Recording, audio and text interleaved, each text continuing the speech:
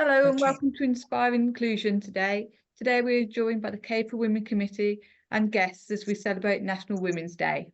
My name is Laura and I'm Head of Communications here at CABE, and I'll be acting as moderator for today's session.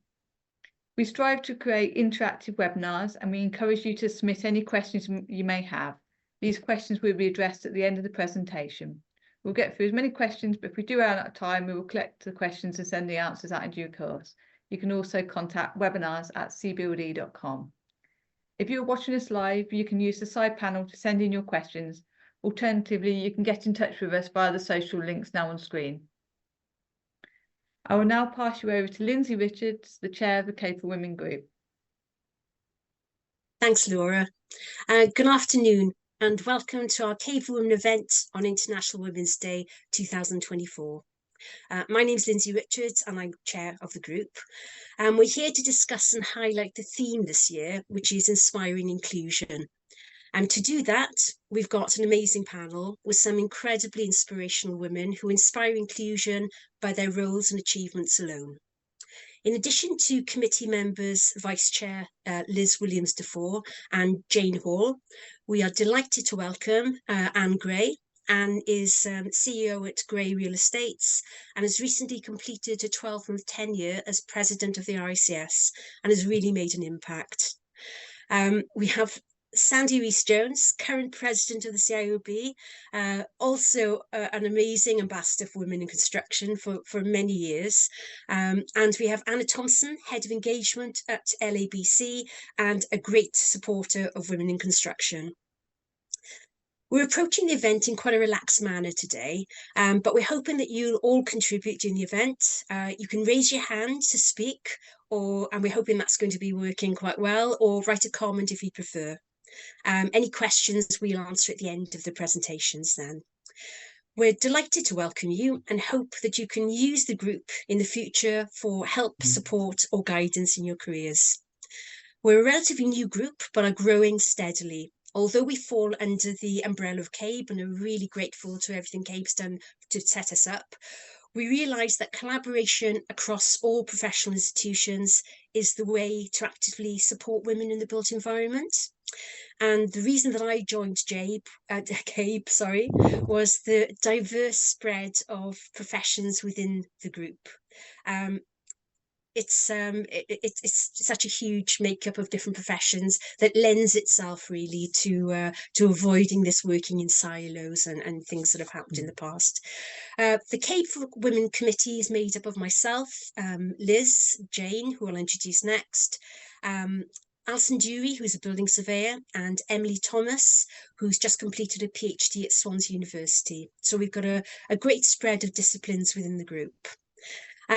The group itself was set up looking at the following objectives, which were to establish a platform that promotes female role models, share an insight and experiences with members, provide a safe place to discuss barriers to diversity, provide support and mentoring to women in the built environment, establish links with other organisations and groups, and promote the construction industry as a career. Alongside providing network opportunities and sharing industry best practice regarding gender diversity. There's been some reluctance in some quarters to see a women's group established, if I'm honest, and I understand from other professional institutions, they've also experienced this in the past. We weren't at the CABE conference this year, but I'm hoping that next year that we will have a stand again, that you can all come and visit us. I thought it would be useful if panelists could introduce themselves and their experiences, and perhaps we can open the floor then to anyone else who'd like to contribute with their experiences or with some insights that would be useful. So I thought I might as well start myself. So as I've said, my name's Lindsay Richards. I'm a chartered building engineer and also a chartered quantity surveyor. I've worked in the industry for 40 years now. It's a bit scary to admit, and I don't like admitting it very often, to be honest. I began by thinking that I could change the industry. At the time I did my degree, there were 2% of women in the construction industry. And I went in, all guns blazing, change as much as I could. and we're currently up 14%, which isn't a huge jump and quite disappointing, to be honest. I'm also a board director at CABE, and I'm really honoured also to be a panel member for the new RICS professional practice group in construction. That sounds like a really exciting way forward too. I've got my own practice, but I've always lectured at university, whether full or part-time. I'm a past head of School of Architecture, Built and National Environment at the University of Wales Trinity. I have a passion for construction and modern methods of construction in particular. I'm the daughter of a stonemason, so it's in my blood. I've worked at the Construction Wales Innovation Centre and have been project director Wales for the CITB Offsite Ready project, where we look to build skills for modern methods of construction, which is another passion of mine. I'm also a member of the CIC Education Future Skills Group. I'm a STEM ambassador and I visit schools regularly to promote the industry, particularly to girls. So I think that's about all me in a nutshell. And now I'd like to introduce our vice chair, who is Elizabeth Williams-Defoe, and she'll tell you a little bit about herself. Okay, Liz? Thank you, Lindsay. Good afternoon, ladies. Thank you for joining us. It's good to see we've got quite a few participants. So my name's Elizabeth Williams-Defoe. I've been a CABE member for about 14 years. I am the treasurer for the Southern region, which covers London and the South East. And I'm also vice chair for CABE for Women. So we were inaugurated on the 7th of March 2022, so that makes us 2 years young, and we've grown from a membership of 5 to a membership of 212 members. And as Lindsay says, our objectives were to establish a platform that promotes role models, share insight and experiences with members, provide support and mentoring to women in construction, establish links with other organisations and groups, which we really hope to expand on this year, provide networking opportunities, which we hope we're doing that right now today, and share industry best practice regarding gender diversity. Now, post-pandemic, women in the built environment are proving to be very resilient, and there's a high number of women than ever entering into the built environment. So what's my experience? Well, my experience is I came into the built environment back in 1999 as a trainee housing officer, so I work in housing as a sector. And quite early on, I knew that I wanted to be on the construction side, which in housing that's called development, new build. And so I embarked on a journey, a very interesting journey, being rejected initially by colleagues internally, my line managers saying, you want to stay on the housing management side and do the operations, you don't want to be interested in construction, it's really difficult. But I didn't let that put me off, and I took the brave step when I was 25, and I went to work for the now GLA, it was the LGA back then, in 2003. And I actually did my same role, but with businesses, so in business support, in regeneration. And that was my first step into gaining some experience. So for those that don't have experience, or you're being told you don't have experience, don't let that put you off. There are so many opportunities out there. You've got to find them. And that means undertaking your own research, and and that's where your networking comes into it.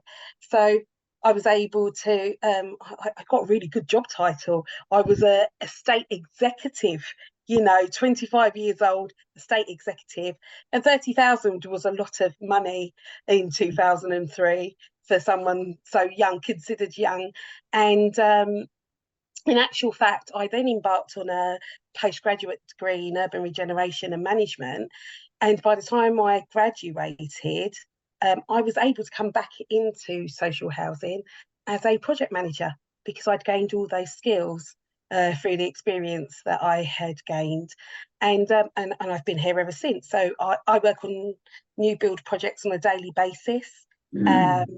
I'm a senior development manager, so that's my role. I sit on the leadership team within my organisation, PA Housing, who I've been with for 5 years. And I'm an advocate for accessible design. I work quite closely with occupational therapists in designing new homes and making sure they get built out, because, you know, developers and contractors can be very interesting individuals, and it's interesting in the built environment, and I'm sure we've all experienced it at some time. Men interpret information very differently to women. And I think what we bring to the table is the fact that we can help decipher what it actually means.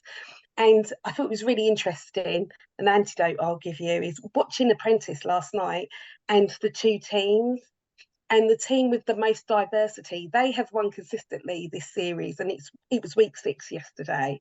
And it just goes to show that having women and having diversity, you know, what it actually brings to the table, and the benefits and the successes that can be had.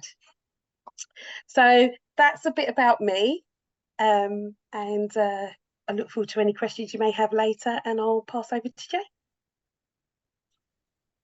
Thanks, Liz. My name is Jane Hall. Some of you I know quite well, actually, over my long career. I go straight back to the beginning. I started when I was 8 years old, thinking that I might grow up to be an architect. And actually, although I never did an architectural degree, I did go and work in an architect's practice, and he sent me on day release to do my ONC and HNC, and I was only one of 2 girls on that course at that time, and that would have been in 1984, long time ago. So I, like Lindsay, have been 40 years in the industry.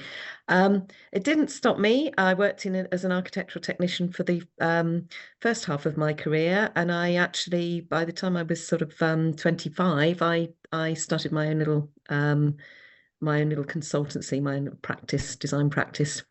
And I married an architect for my sins. My first husband was an architect. Unfortunately, that didn't last. The business. I found myself with 2 small children. I can explain to you why that is. I found myself with 2 small children, preschoolers, looking for a job that would fit around the school hours, and I found an advert for a job in building control.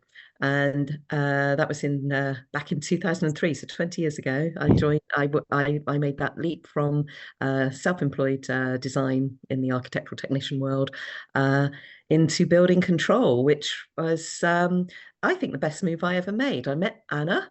Anna taught me pretty much everything I knew, held my hand quite a lot in those days. So again, the networking, the support that women can offer you. And I'm not in any way saying that the men I've met in my career haven't been supportive or encouraging either. I have had some very good bosses and people who've seen my capability and encouraged me and put me on the right path. But yes, my building control career has probably been my most interesting and fascinating and fulfilling and diverse of that I could ever imagine. And of course, we're all it's always changing, and so it gets you certainly used to change management and learning to sort of think on your feet and accept the changes that come through. But yes, I've met some incredible women. I met Sandy over 10 years ago, didn't I, Sandy? And you. Yes. You were doing a mentoring thing at the time, and that was very fascinating. Again, the focus being on providing some sort of support network for other women working within construction, not necessarily in the same field. And I think something that is lacking for us, and forgive me if I am generalizing, I'm interested to hear from participants today as to what your experiences are. But I feel that, men do have a different sort of networking capability than us. They go down the pub and they join golf clubs and things. And we tend to, you know, have to work a bit harder to meet up with people in the same, you know, in the same careers. Most of my friends are not in construction. My friends who I go out for a coffee with at a weekend, you know, hairdressers, one runs a restaurant, the other lady's retired, and when I sort of start to talk about building, they sort of glaze over as if it's sort of some weird world that they shouldn't be a part of. And I want to sort of dispel that, because it is a very interesting, career path. I've been fortunate. Obviously, I'm interested in what I do. That helps as well, having enthusiasm, personal enthusiasm.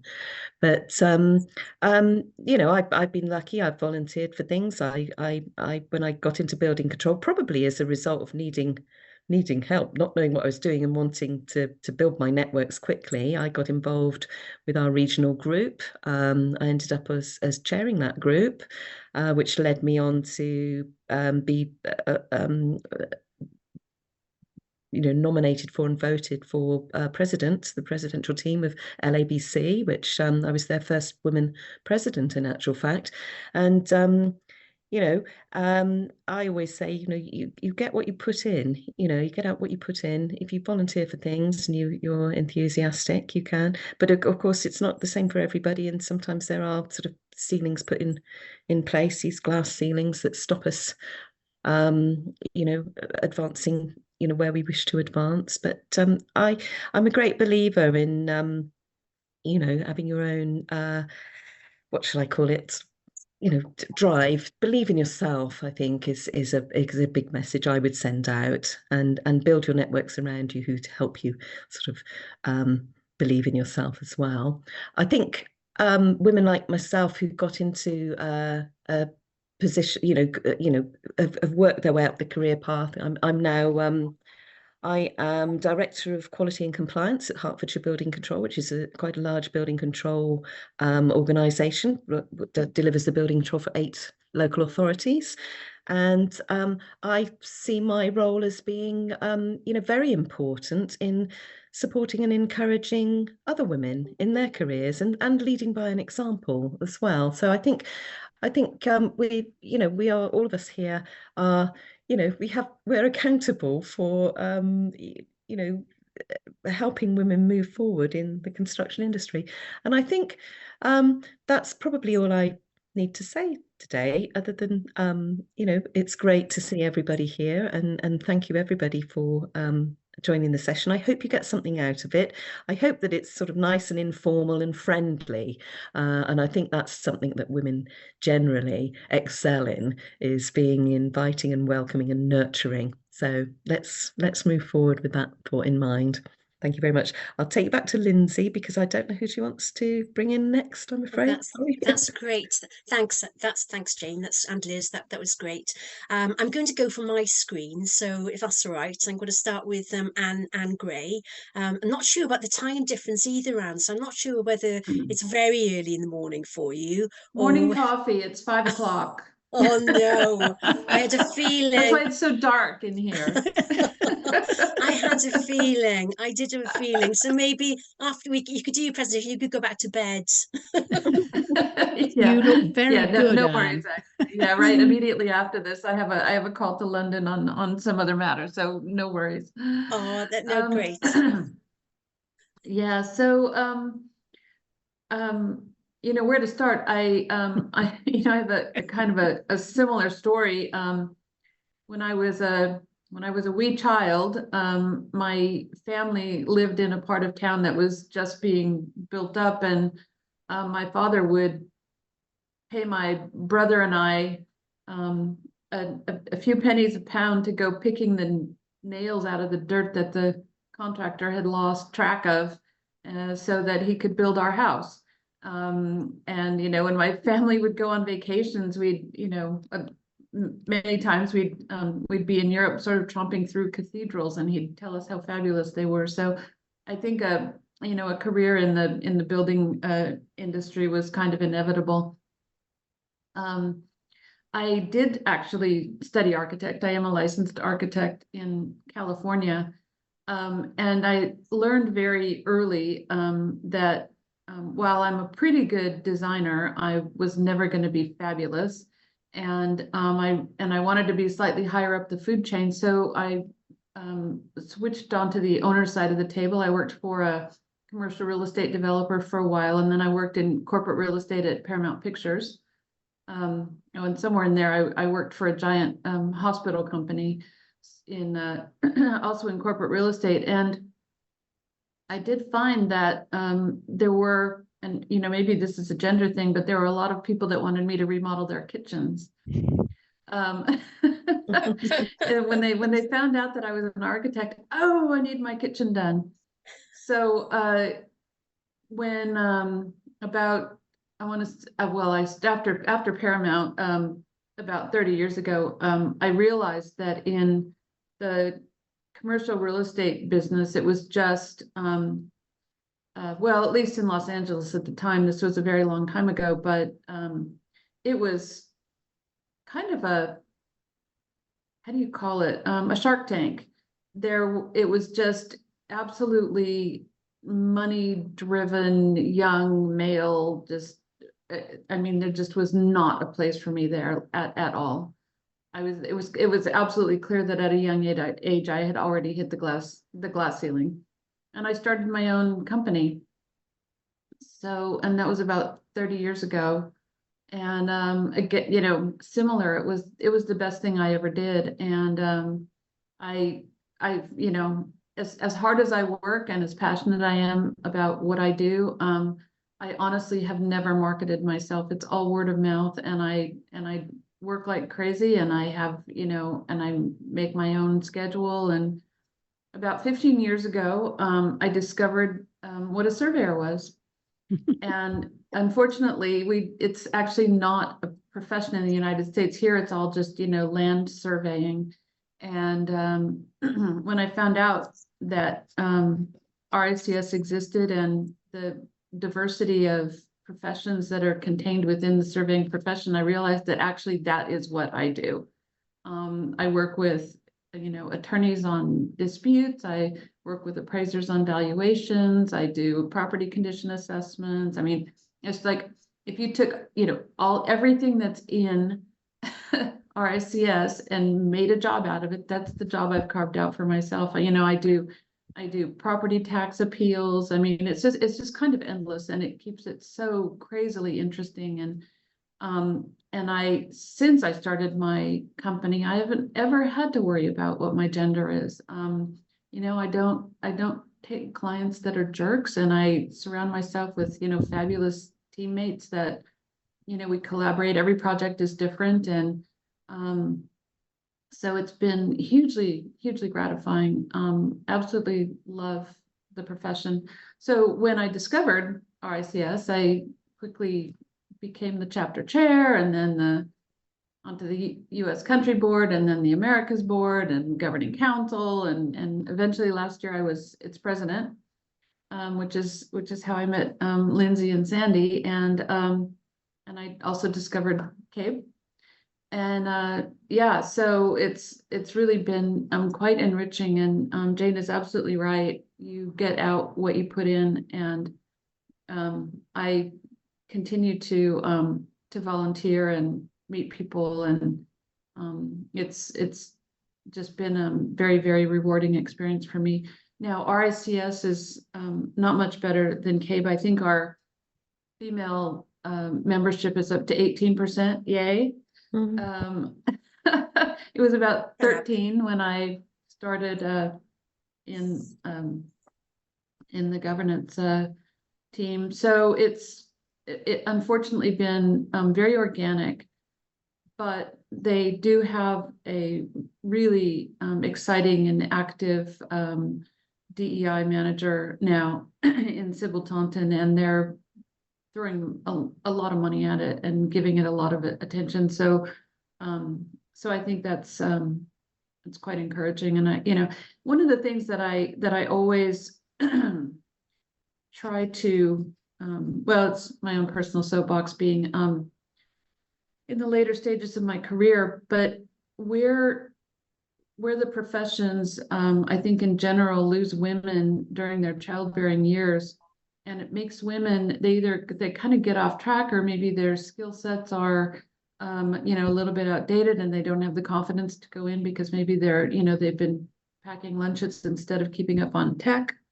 Could be anything, but I think that there's an enormous opportunity to raise our gender parity by creating like what I call it, it's sort of like a CPD packet for re-entering the profession. And when women achieve these high levels of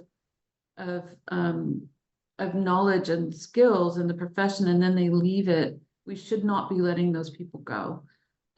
We need to have a quick and dirty, here's how you get back in, so that they feel, again, like welcomed and comfortable, and that all their skills are up to par, and they can quickly come back in when their kids go off to school. And I just think it could be, a really easy set of, maybe 10 courses that you do in a year, and and call it a day, and you're back as a full-fledged professional. So anyway, that's just one of my thoughts, is that we shouldn't always just be looking at bringing young girls in and and teaching them about the opportunities in grammar school. We should also be looking at older women and getting them back in. That's a really good insight, actually, and that percentage of that group of women we're looking at trying to attract more women into the industry. You're quite right. There's a huge area there that we should be looking at, and maybe I'll have a chat with Laura after about what CABE is thinking about doing to target that group, maybe. But thanks very much for that. There'll be loads of questions after, I'm sure, too. So without further ado, next on my screen is Sandy Rees-Jones. She has got a Welsh surname, and there is some Welsh within that, I will say that, although she, I'm Welsh by acquisition. She's Welsh by acquisition, but I'm not going to speak Welsh to her today. Diolch. Oh, down, Sandy. Oh, well, one of the challenges when you follow such a fantastic set of speakers is there were so many things you think, yes, I must talk about that, and yes, I must pick that up. So what I'll try and do is do a very quick. I'm a real oddity in this, and I think we've all acknowledged we've been around a long time. I've been around a really long time. I'm at the stage now when I talk about things that have happened and the eyes glaze over, and I know the person I'm speaking to is thinking, I wasn't born then, which is challenging at times. But a bit like Anne, actually, my father was an engineer, but he was also very practical. And looking back, he was tremendous at letting me help him in whatever he was doing. So at a very young age, I could saw wood properly. I could drill. I could wire a plug. I really enjoyed doing things that were tangible. And so I turned broken kitchen chairs into padded stools for a dressing table. It was just that sort of thing. I really enjoyed the practical and how things worked. And I'm a pretty darn good painter and decorator. I'm the only one in the family who can hang wallpaper. No, actually, I'm wrong. I've taught one daughter-in-law to hang wallpaper. So we are the wallpaper queens. And I loved it. But my school, which was an all-girls grammar school, we didn't even have architecture on the radar screen. And there were very defined career avenues for us. And they decided when I was 11, I was going to be a classicist. And I said, well, what do I do with this classics business? I did Latin, I did history, and they wanted me to do Greek. And I said, but what do I do with it? Because there was somebody who liked wiring plugs and cutting wood. And they said, oh, well, you go to university and get your classics degree, then you go back to school and teach it. Well, even I at 16 thought this was a pretty narrow closed loop. And after a couple of terms of doing French, history and English with Greek dangling on the side, I just walked. I left and became a civil servant, which was hell on wheels. It took me a year to escape. And I went up to London, didn't I? Because, that was going to be the answer. And after a terrible time in an insurance company. And I'd forgotten about this until people were talking about dress codes the other day. But so I'm in London, I'm in the city of London, working in this big company, and I arrive and they say, here's your locker and here's your overall. I said, overall? What do you mean an overall? All the women in this company had to wear a blue nylon overall without a belt so that our figures didn't distract the chaps. And it seems incredible now to think this actually happened, but it didn't. They didn't want us to belt it because then we'd, look like this. And at 4 o'clock every afternoon, they rang a bell, which meant all the chaps could light their cigarettes. I mean, it was extraordinary.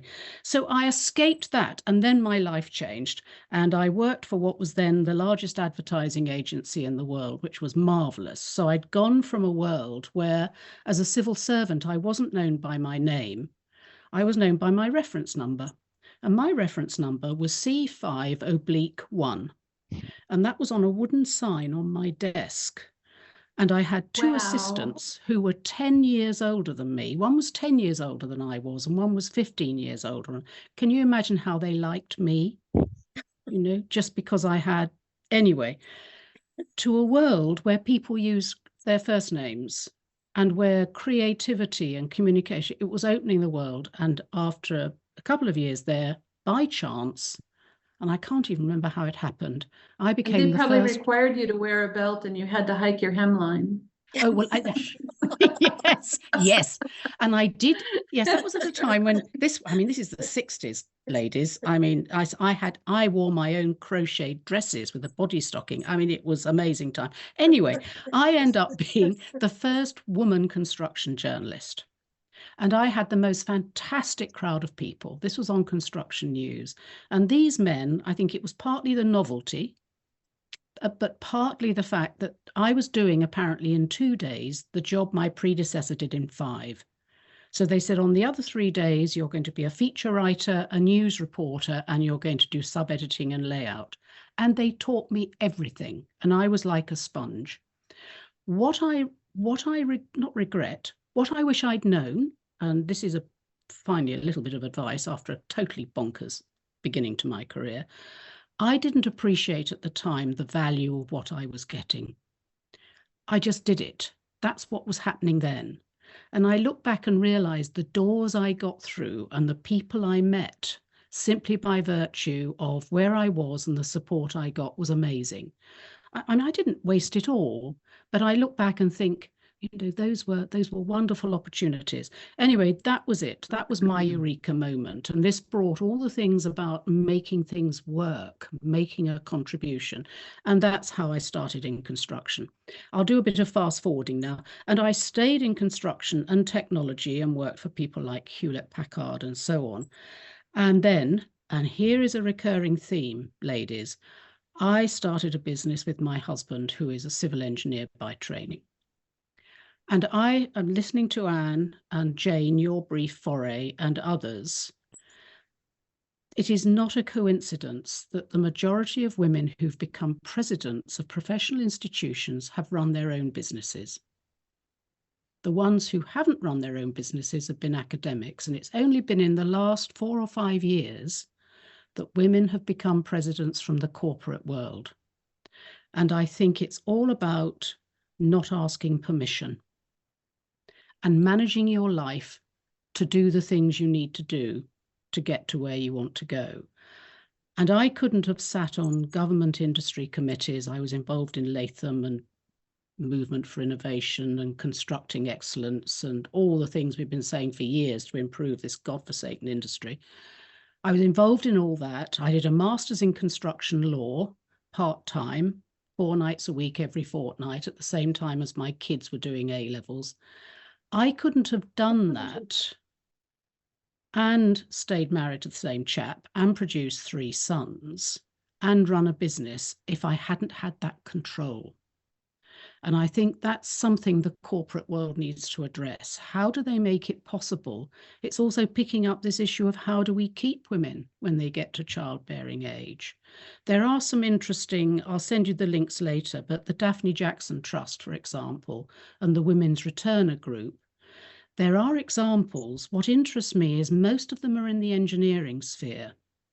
And I think there's some interesting parallels between the infrastructure and engineering element of construction and the built environment, the architectural and the surveying area. The engineers seem to have managed this differently. It's rather like the WISE buses that used to go around to girls' schools. It was driven by engineers.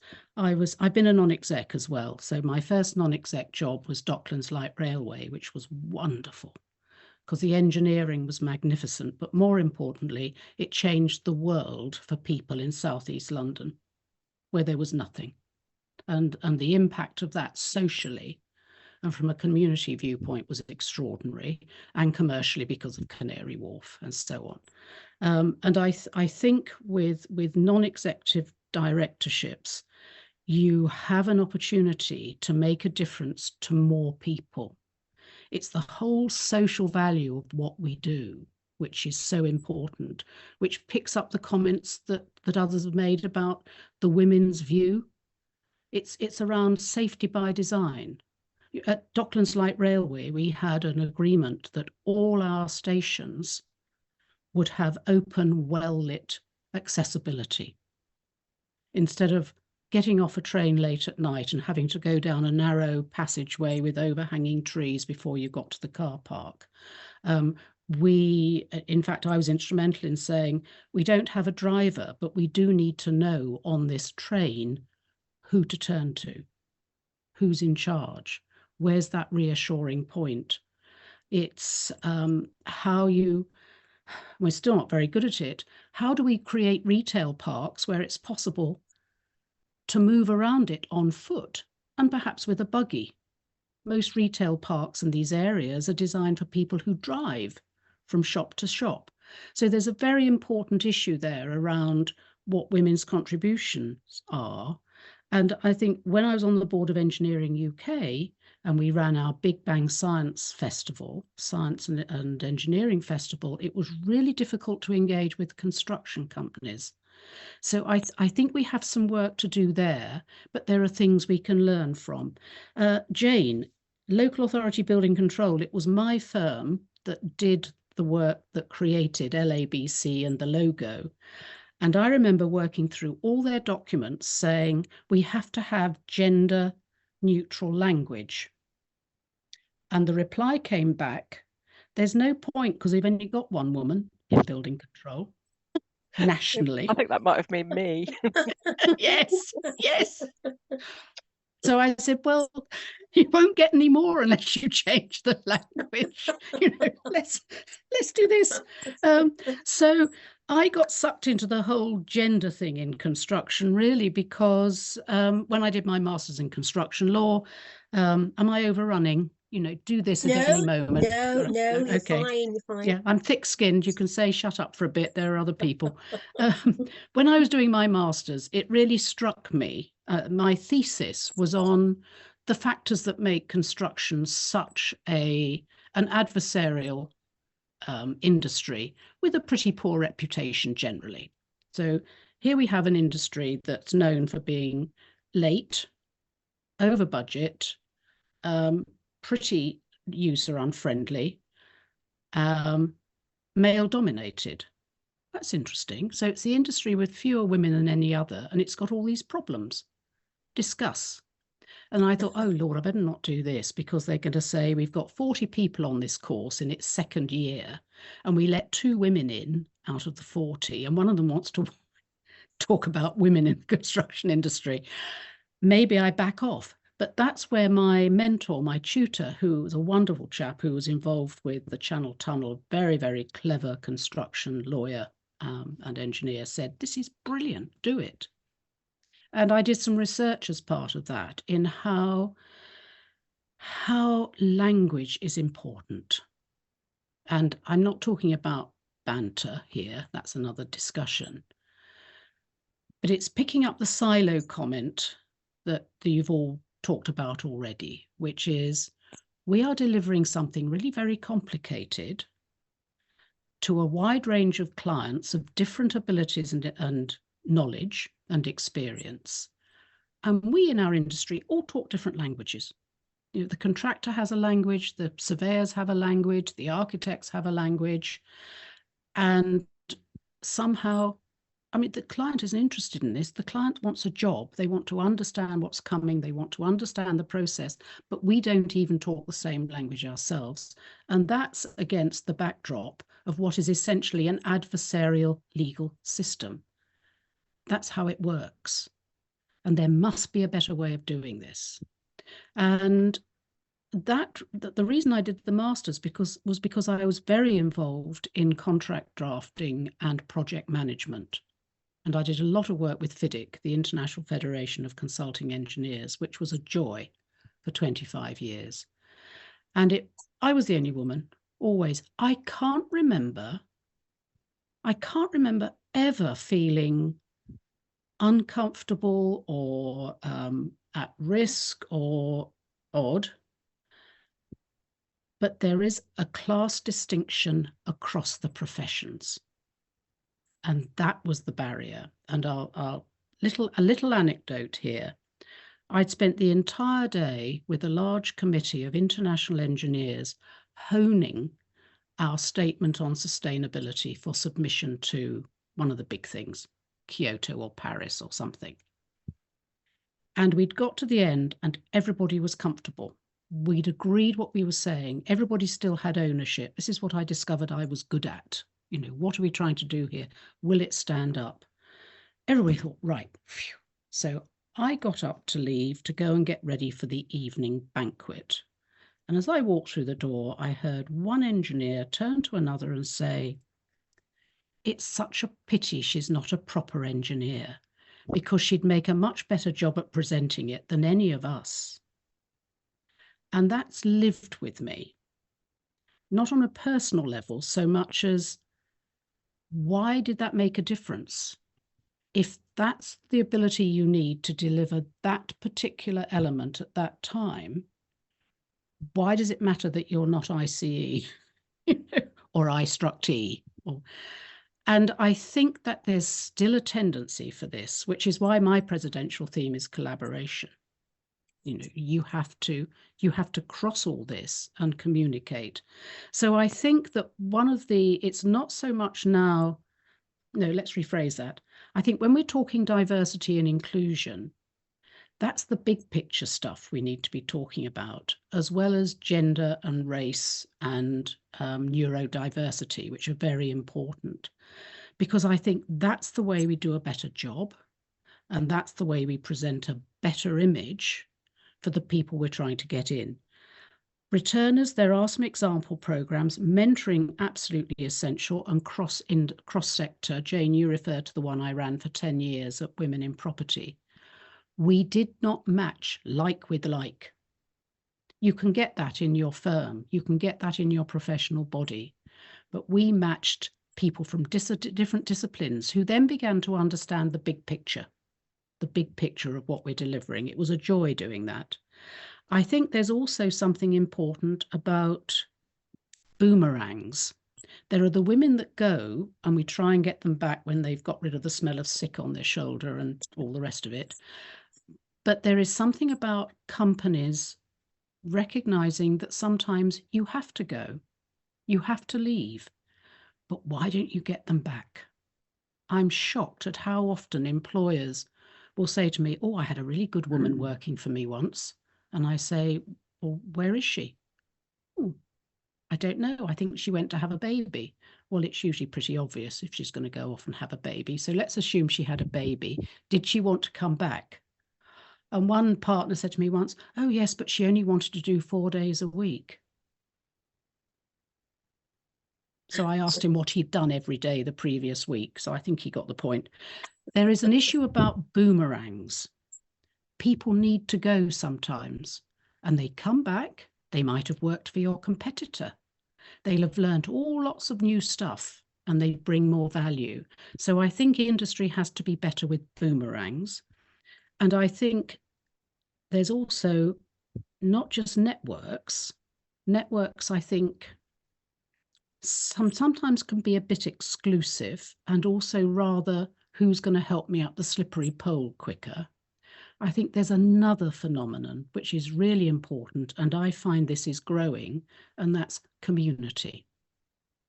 And in COVID, in lockdown, I ran a senior women's group every month.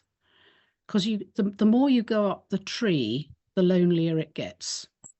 And in lockdown, it was quite difficult to have those conversations with people. And I didn't know how this was going to work. But the first session I booked took place a week after Sarah Everard. And I said, shall we talk safety?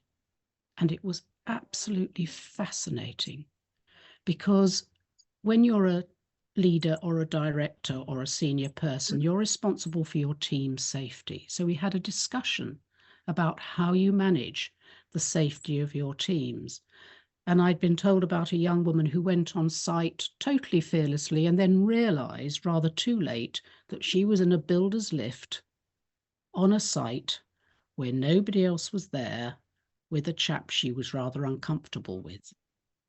And she had to start making decisions about how she was going to extricate herself. And that led on to safety by design and the fact that it's purely advisory on public. So we had this debate amongst women who were able to have an influence, all triggered from that. And then we had other discussions about, I've just been offered an equity partnership. What do I do? Who do you talk to? You know, your partner or husband's probably fed up with talking about this because you've been banging on about it for a week.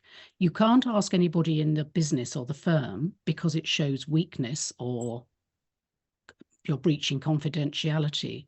So having a group of like-minded people who understand the world you're in can be really, really valuable. And so I think, and that's community rather than network. And that then translates into what we're all trying to do in this business of ours, which is deliver construction, the built environment, to do what it does. It's the housing, it's the shelter, it's all the stuff that makes it great, but it's for people. So I think I probably ought to stop there. I ticked everything. Oh, we need to champion each other. Sandy, you brought up so many points there that actually we could have a number of CPD events just on each of those. Absolutely amazing. Thank you so much.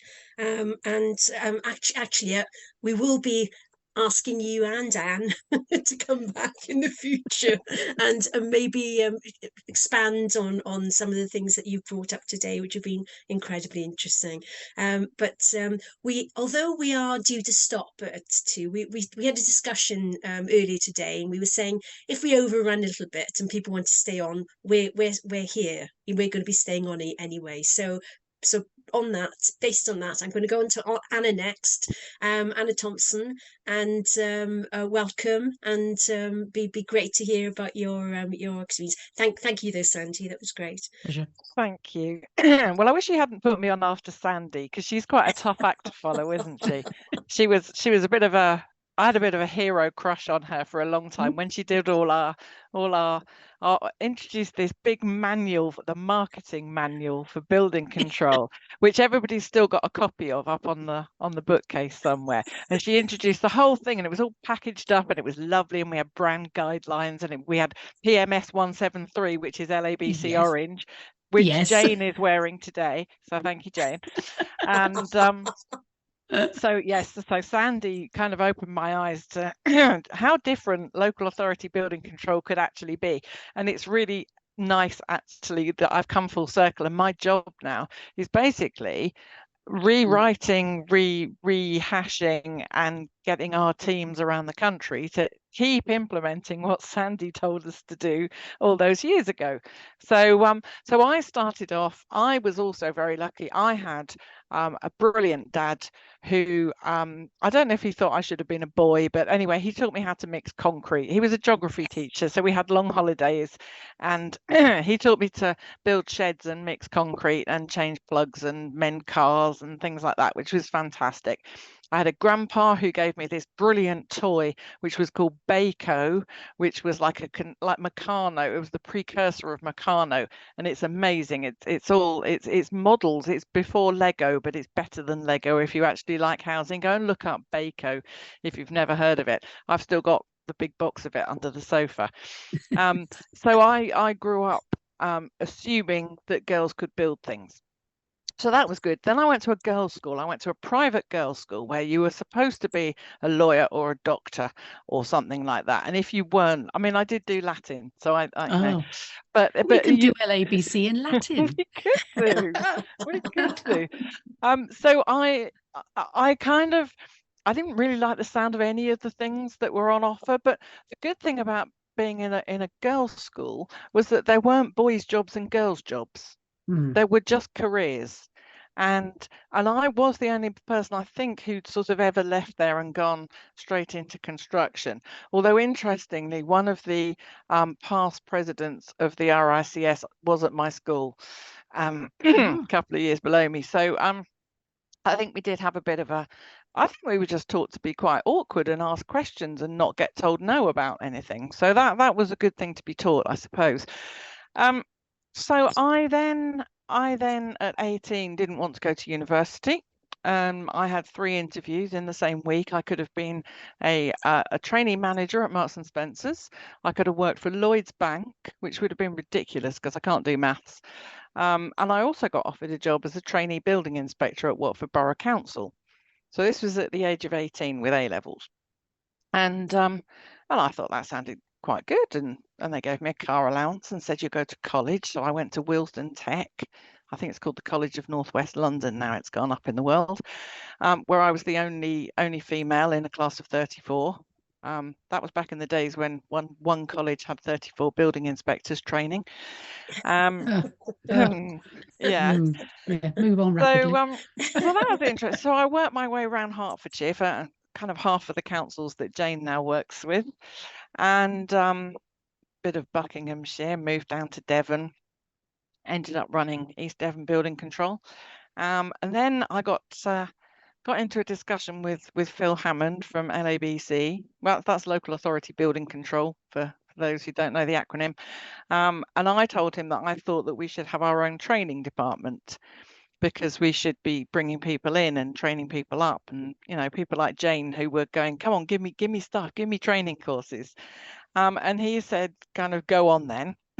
So I ended up taking the plunge, going to work for LABC, ran the training department, set up things like boot camp, which I'm immensely proud of. We used to get our new people in, train them up, take them to the fire station to put them in smoke houses and things like that, and just made them into cohorts of people that supported each other, and just sort of naturally quite a lot of them were female, but it was never a conscious decision that we needed more women particularly. It was just assumed we wouldn't have as many women, but gradually that sort of increased.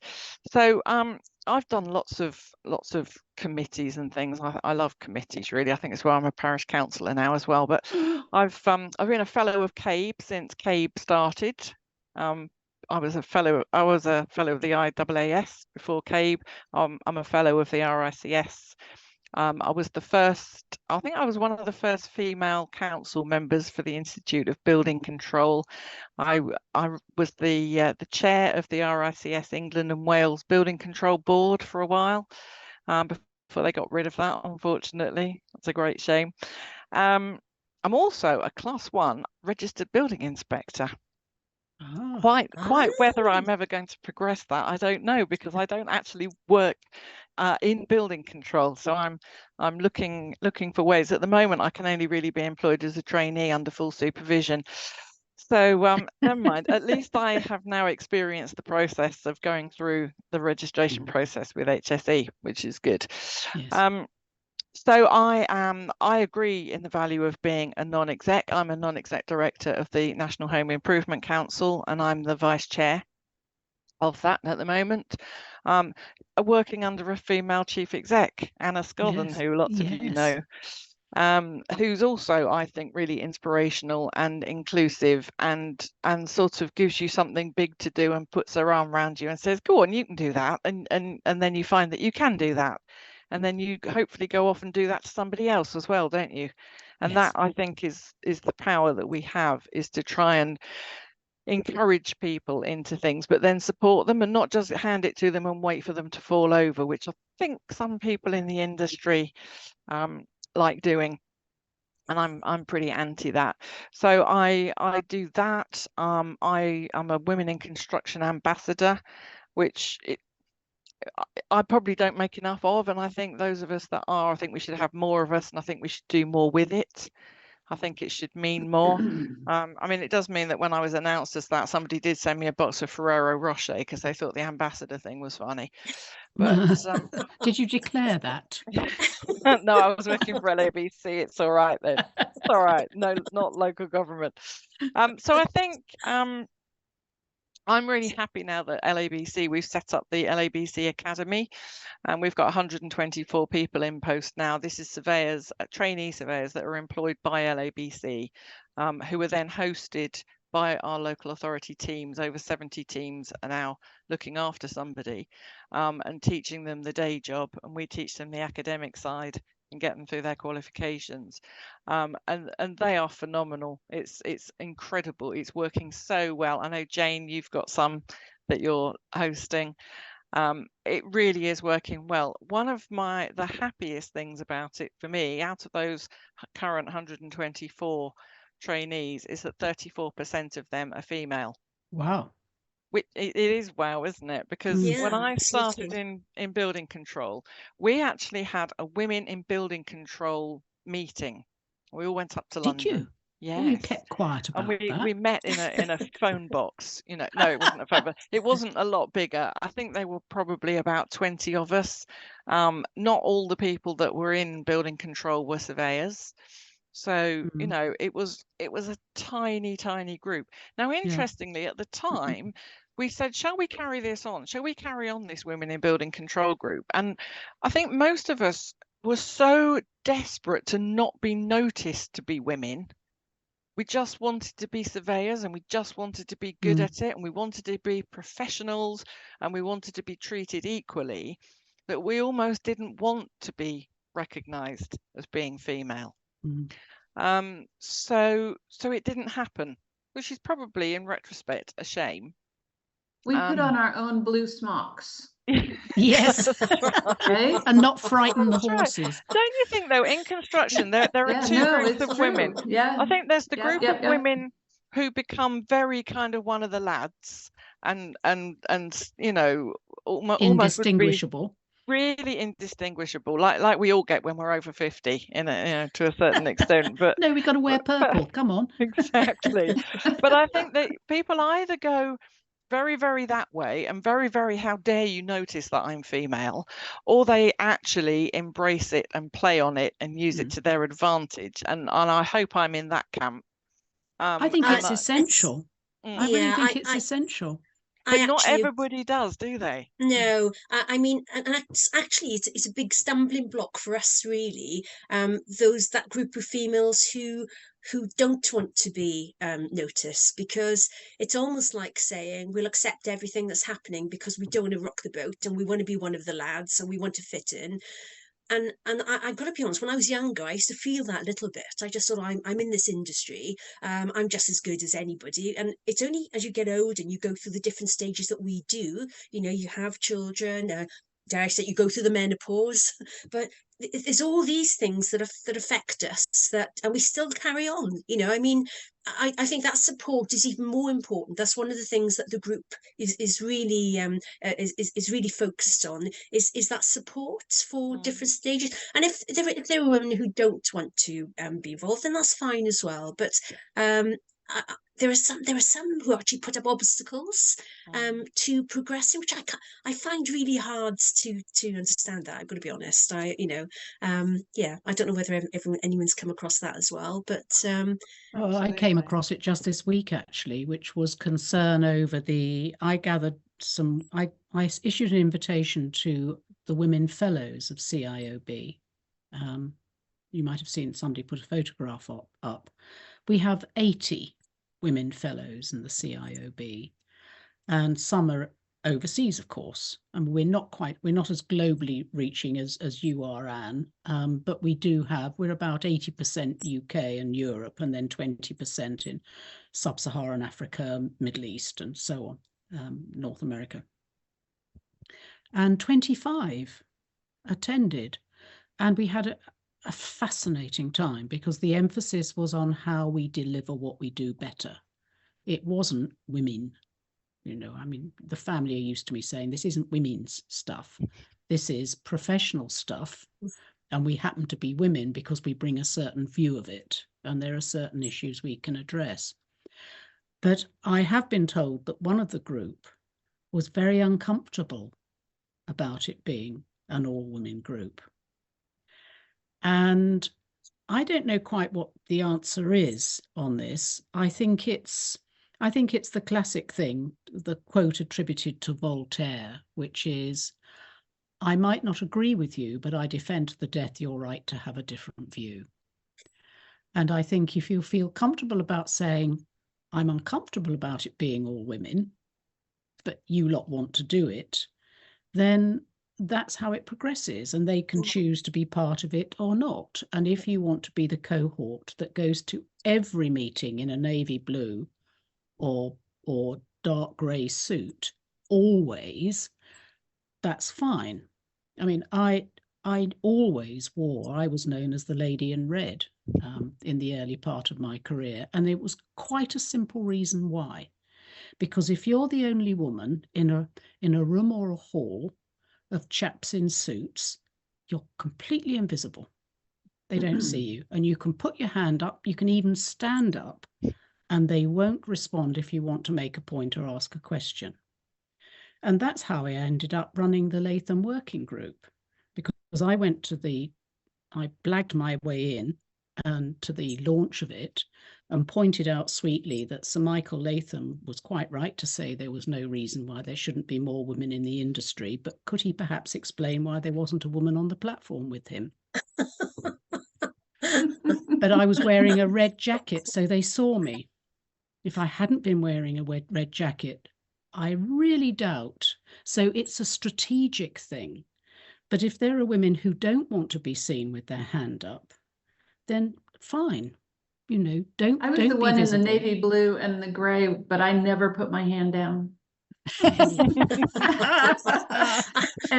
got to be honest. You've got distinctive hair. Yes. Well, this is it. This is your USP. Everybody has a USP. I'm very short and dumpy, so I need something bright, like a traffic bollard. I quite like wearing jackets because it hides a multitude of sins, but I would wear a coloured dress underneath the black or beige. But you see, that can be excluding as well. This conversation could be a bit excluding those people who actually don't want to do that. But I think it's the freedom so to do it. It's like the chaps who used to say to me, oh, why have you got a women's breakfast session? Why can't we have a men's breakfast session? Well, the answer quite clearly is, do you need help setting it up, George? Come on. So That's brilliant.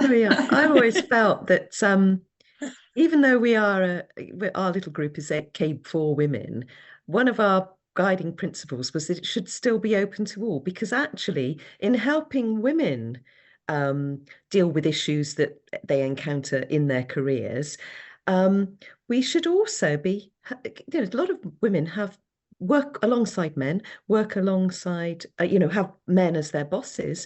I mean, actually, if we engage with everybody about issues that women encounter or women can bring, the positivities, the issues, the obstacles, if we can explain that to everyone, then it becomes you know, better understood across the board. So we've Yeah. always, when we set it up, because we encountered the very same, didn't we, girls? Mm, When we were talking about the idea of having a CABE for Women group, there was a bit of resistance. Not a lot. The board were very supportive of it and felt that, you know, it actually would be encouraging for our women members to have a little place there where they could, you know, they could focus and, you know, reach out to people in very similar circumstances to them. But the main thing we wanted was not to say, well, no men allowed. We didn't want to say that. no, not because at all. actually we work with Sorry, men. We work sorry, Jane. together. Based on that, we've got quite a few, but a couple of men actually That's here today brilliant. as attending, which is fantastic. I mean, Yeah. we've been approached by the London District of Surveys. Actually, the building control managers there asked us to come and present because they wanted a better understanding of some. I mean, that's wonderful. You know, that's what this is all about, isn't it? As you say, it's trying to bring those issues together. And another good point is, as you said, Jane, it's not just, although it's CABE for women, the group is open to all professionals, and we've done that purposely because we see it as a great way for collaboration. I mean, Sandy, you've mentioned the importance of it too. I just think that, yeah, why are we operating in silos within, well, we've got the same issues across all the professions, you know? So, yeah, we're hoping that we can provide something. There are lots of groups I know for women there to support, and that's great as well. But we are hoping that this will be a real collaborative group, and so that we can discuss other issues, you know, that each profession is experiencing. I think choosing the topic is important. I'm Sorry, gonna Anne. have to step out. I'm sorry, I do have Anne, another call to jump on. I know, sorry, Anne. Thank you so much. Thank you so much for today, and particularly for the time you've come into it. Really appreciated. Lovely to hear your, but we would like you to come back if you could at another Anytime, time. my pleasure. Yeah, Brilliant. it was great to meet you. Yeah, Brilliant. good to Thank see you, you, Anne. Take Anne. care. Bye, Anne. Nice to see you. Bye, Anne. Bye. Lindsay, just want to do a time check. It's Yes. 2:07. Yes. So we've just overrun, and we've Julie has had her hand up for some Oh, time. Lord. Oh my I gosh. wonder if we can take her question. Just checking with HQ if we're unmuting attendees so we can allow them to speak. Yeah, we can do that, I think. So we'll ask Laura if she can do that. We've just done it now, Julie. Oh, I can see, yes. Julie, There if we you go. can put your mic on, if you can put your microphone on. Brilliant. Hi, Now, Julie. lovely to have Hi, Julie. Can I Julie. just say, I've been pestering Julie to become a member Oh, to Lord. go to our committee. So she's here now, and she can tell us whether she's interested Yeah, no, still or not. I would absolutely love to. And listening to all you ladies, it's amazing actually, because I agree entirely that you know, we haven't got anywhere that we can all sort of sit down and discuss everything. And I think it's great. I mean, I've been in construction all my working life. I started in construction at 17. And I have to say that I've been in construction for now 5 decades. So I hate to admit it, but yeah. It's all right, go for it. Yeah. But you know, I mean, I started off working for a major construction company, John Lang's, and they offered me a post as a trainee architectural technician purely based on the fact that I was actually very artistic. I had never done technical drawing at school because, like you know, I was like we've all been saying, it wasn't offered to us at school. You were either academic or you did commercial, which in those days it was like the typing classes, and that wasn't for me at all. And my mother wanted me to work in a bank, and that wasn't for me. And I went to my local youth employment office, and they said, "What do you want to do?" I said, "Anything for drawing," because I wanted to be a fashion designer or a costume designer, and couldn't get into that. So the youth employment office sent me along to John Lang, said, "Oh, they want someone that's good at drawing to go in the architect's office." Well, I've never looked back from that day because that was just great. They taught me everything. They were brilliant at mentoring in construction. I didn't want to go to uni, and I will admit I've never been to uni. I haven't been to college. CABE took me on, or ABE took me on as a member purely based on my knowledge and experience, because by that time I'd already been in construction about 25 years or more. And I was really proud the day that I got awarded my full membership as well, and then even prouder when I got offered to be a fellow. So yeah, I mean, I've only ever worked in construction and building control for the last 25 years. So I've got a fair lot of experience within the profession and the construction industry in general. So yeah, I would love to join your committee. And I feel that Brilliant. I've got a lot to offer, actually. I mean, through, like, Anna will probably know me from LABC days when one of my guys was LABC Trainee of the Year. And that was a really proud moment for me, getting him through that or helping him through that. And he said he couldn't have done it without me. Probably couldn't have done it without Anna either as well, with her boot camp. But you remember him, don't you, Anna? Sean Farman? Certainly do. Certainly do. He was one of the little stars. Yeah, well, he's taken over from me at Breckland because I left Breckland last year. So he's he's doing really well for that. Yeah, but yeah, no, I'd love to join you girls. And you know, I've got people talk about retirement, but what is that? What is it? What is that? It doesn't actually appear in my vocabulary. I don't even know how to spell it, actually. But, no, it's liberation, Julie. You know, people say to me, "Are you thinking of retiring?" And I say, "No, never." And no, I'm not retired. I'm liberated. Yeah, it's when you choose what you want to do, you're not actually pinned down. Okay, I'll work till I drop, and I think that'll be. I mean, financially, I can't afford to retire, and mentally, I don't want to. You know, I've just literally started a new job about a week ago. It was by choice, but it was a forced choice at the end of the day. But I'm actually really happy with what I'm doing, and that again is working in what I love, which is building control, and it's doing mentoring. And eventually, I think I'll be taking over as manager again. So that'll be another good role to take on. So yeah, excellent. So send me an invite, and I'll be on that committee, and any others. I mean, women in construction, yeah, absolutely. Well, I will be contacting you as soon as the meeting's over, Julie. Okay. Well, please, and I'll put my hand up too, because I'm not on the committee yet either, but I'm quite happy to be. So that would be fantastic. We actually have a couple of vacancies just by the nature of people being, going on to do other things. So I'm amazing, absolutely amazing. Guys, I'm looking. I know we said we'd run over, but it is 12 minutes past 2 now.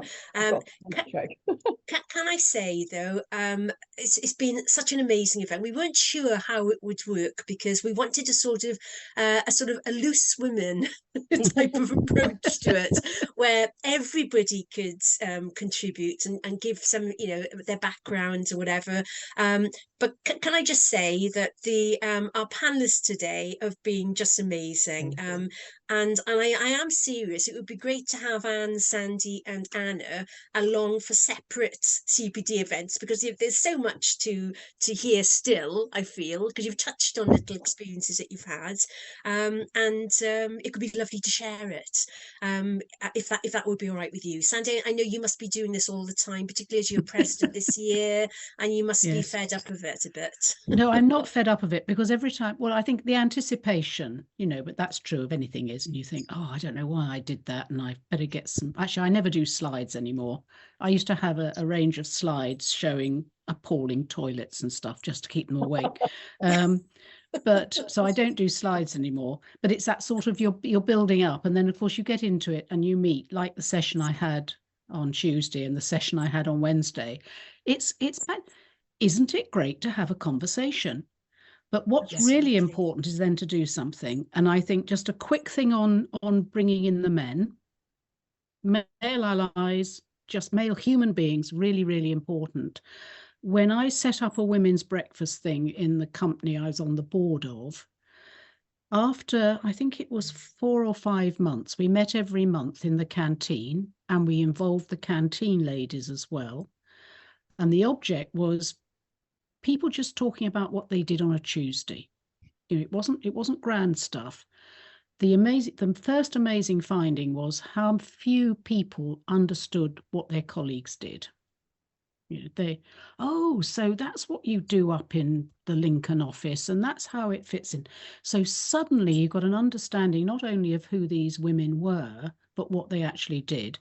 3 changed career. We ended up with somebody studying quantity surveying. They discovered, mainly because I talked to her and nobody else did, that the London receptionist was actually a CAD technician, and they didn't know. So she started doing CAD. So we started to get a picture of what the business was all about. And when the women were totally confident because they'd said all this with the orange juice and the croissants, I said, well, should we ask some of the directors in? Because they'd be quite interested in hearing. And the confidence had reached a level, but the women weren't talking about what we need to be, how to improve women in the construction industry. The women were talking about the challenges of rebuilding Birmingham Snow Hill Station, but they were women. Mm. And it changes the approach. And you could see these men were thinking, oh, this is pretty good, in brackets, and she's a woman, close brackets. It changed it wasn't needy stuff. It was a professional group of women talking about what they did, who had the confidence then to say, come join our group. But they had a profile, and I think that's the way forward with this. And it's how you get the timing right. So it's not excluding, but you're talking industry, you're not talking women. Right. That's a really good point. Really Can good point. Can I just say, Sandy, you mentioned that you always wore red because you were noticed. When I first started in building control, I used to drive a little white sports car, and being blonde as well, I was actually known as the blonde in the sports car. You were lucky. I was known as Stroppy from Watford. I rang up for inspection. They say, "Oh, send the blonde in the sports car out, will you?" There we go. Make the most of the difference. You know? Yeah, Oh, I do. And I refuse to give up my femininity just because, and I will say it's a predominantly male environment that we work in, but I refuse to give up my femininity. I'm not one of these women that will, I mean, I go out with my hair done, nails done, makeup, and I don't care. You know, that's me. And That's it. And I think it's appreciated, actually. Yeah, I think it's about being your true self and being able to be your true self in your chosen career, and that's what it should be. I just wanted to say I spotted a message from our president, Richard Flynn, who has thanked us for organising this Women's Day. So I expect he's been eavesdropping in. Yeah, I've just answered. Delight to have you know, everybody involved, and I hope, you know, our conversation has given some of our male colleagues who have, you know, dialed in an insight into what we're all about as well, because I think we spend long enough in our 24 hours a day in the workplace. It should be a place where we are enjoying ourselves and being fulfilled and getting some satisfaction and making other people's lives, working days, pleasurable as well. You know, it's all about getting the job done and doing it. Yeah, I've just had another message and a question from Steve in the question and answer, actually. Right. And hope my presence is not seen as eavesdropping. That's what that's what Richard says.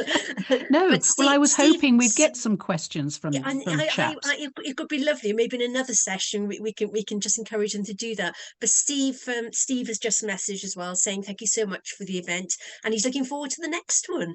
So I just really think that these are so useful. Fantastic having your insights, Sandy, and if it's okay with you, we'll certainly be asking you for some advice in the future. Keep me in the loop. Without any doubt at all. Thank you, Anna, for your contribution this morning as well. Great to have you on the committee, but we'll do that formally with all the paperwork we need to do through CABE. Thanks to the other panelists, Jane, Elizabeth. Thanks so much to Anne Gray. I know she got up very early this morning for that, and bless her. Really appreciate it. But and thank you, Julie, too, for your input last minute here. Look forward to the next one, guys. We're not going to wait for International Women's Day for another one. And I'll be. And it's Mother's Day on Sunday. I hope you're all going to be looked after. Yeah, absolutely. Really importantly. Yes. Yeah. Don't peel the potatoes. Whatever you do, don't do the Sunday lunch. Absolutely. Absolutely. But take care, everyone. Thanks again for attending. And thanks for involving. Lovely to see you. Thanks very much. Bye. Lovely to see you. Thank you, everyone. Bye. Bye.